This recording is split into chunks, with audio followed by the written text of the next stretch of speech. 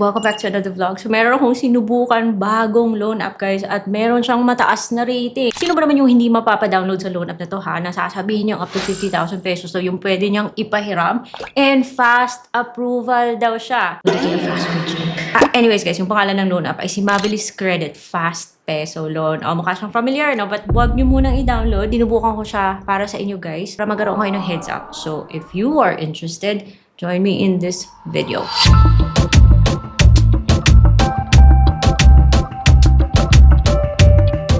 Hello everyone! Welcome back to my channel. It's Ate Red here, the original Utang Queen. And dito sa channel, guys, kung hindi pa kayo subscribe, by the way, subscribe na kayo dahil pinag-uusapan po natin yung iba't ibang mga OLA. Nagre-review po tayo ng mga OLA dito. Wala tayong pinopromote at least in this video para mabigyan ko ng heads up. Ano ba? Dahil utang is a responsibility. Pero nasa inyo po yan, kaya tapusin nyo po yung video. And in the end, saka kayo mag-decide kung okay yung loan app na to para sa inyo o hindi. Yun nga, I was updating one of the legit loan apps na nasa cellphone ko.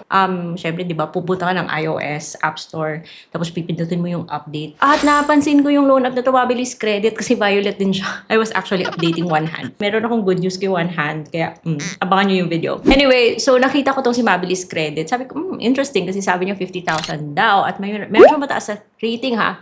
Nung pinundan ko yung review, Inglesero pang nagbigay sa kanya ng mataas na rating. Pero talaga ba?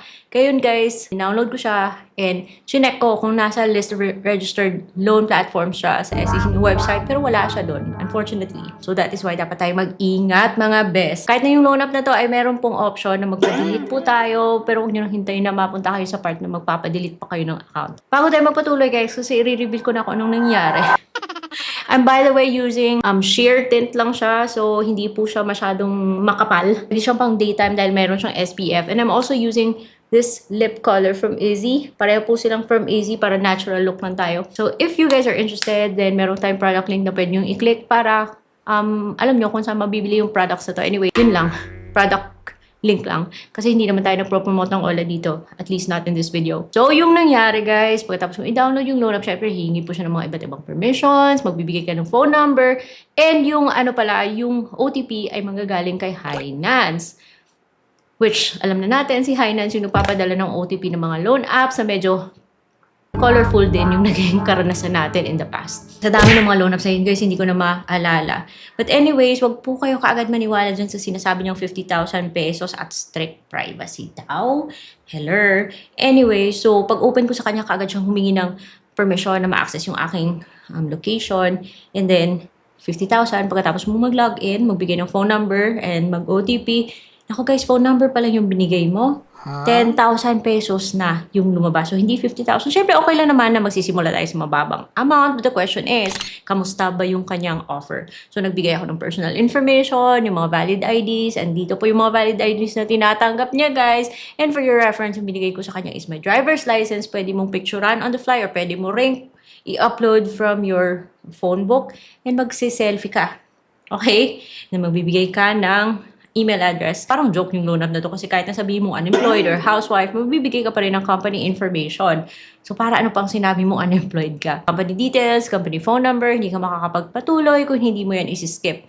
Kahit na hinihingi niya po 3 contact references, na kung hingi niya po yung lahat ng yung access sa lahat ng contacts mo. Kaya heads up na po yan, guys. At hingi po siya ng bank info. Hindi ko po binigay yung aking bank details dito, of course. Pero yung binigay ko sa kanya is my GCash. Pero oh my gosh, guys. Nagkamali ako sa pagbigay ng GCash. Hindi po si Mabilis Credit yung magpapautang. Yung lumabas po ay si Digit Peso. Sino ba talaga nagpapautang dito? And mind you, guys, nung chinek ko po yung kanyang privacy policy, because usually andun din sa privacy policy nakalista. Kung hindi man nakalista sa App Store, kung saan mo siya madadownload, nasa privacy policy po yung pangalan ng company na nagpaparun ng app na to. Hinahanap ko yung registration number. Wala po siyang sinabi. So, dun pa lang dapat parang red flag na siya. Pero sinubukan ko pa rin siya, guys, kasi baka nakita niyo yung app na to and yung curious kayo kung meron ba akong review. So, here we go. So, lumabas po yung offer ni Digit Peso. At sabi niya, 2,000 pesos daw. Hindi mo siya buong matatanggap, guys. So, huwag na kayo maniwala sa sinasabi niya mababang interest, long-term daw. Kasi 7 days to pay. At ito po yung masaklap sa lahat. Nagpapasalamat talaga ako, guys, na na-reject ako nitong Digit Peso. Dahil nagkamali ako sa paglagay ng aking GCash number. Ito na lang, guys, na-reject. Otherwise, I'll be paying for a loan na meron ng kaltas, napunta pa kung kanino. Buti na lang talaga reject, guys, kasi baka na-approve at saan pa napunta yung pera, no? So, here's another thing, kasi hindi lang po si Digit Peso yung makikita mo doon. Ano po si Pinoy Peso? So, and while you're waiting na nire-review ka ni Digit Peso, pwede ka mag-apply dun sa isa na pinapakita niya. Pero ganun din yung offer ni Pinoy Peso, 2,000 din na may kaltas, 800. So, matatanggap mo lang pag na-approve ka is 1,200. Ayoko sa loan app na ang laking kaltas. That's 30% of your loan. Baka yung mga ganitong loan apps, katapos mong magbayad ng first loan mo, ay baka bigla nang mang-reject kasi kumita na siya sa first loan mo. Kaya hindi po maganda yung terms niya.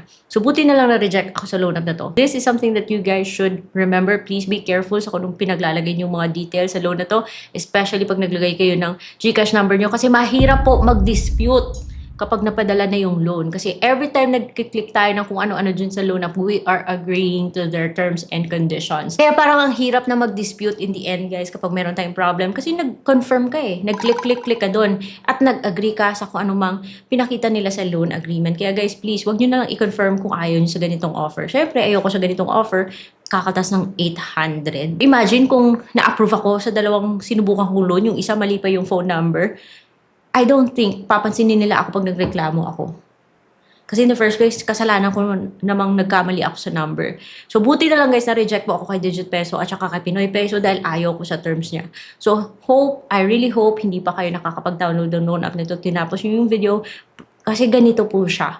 At bago kayo mapadpad sa mga ganitong klase mga loan apps ako guys, i-check nyo muna yung mga nasa legit loan apps playlist by Ate Red. Kasi atun po yung mga loan apps that are much better than this loan app. Wag po dito sa loan app na to kasi baka sumakit lang yung ulo nyo. So, guys, that's it for today's video. I hope meron kayo natutunan and I will see you on my next vlog. Bye-bye!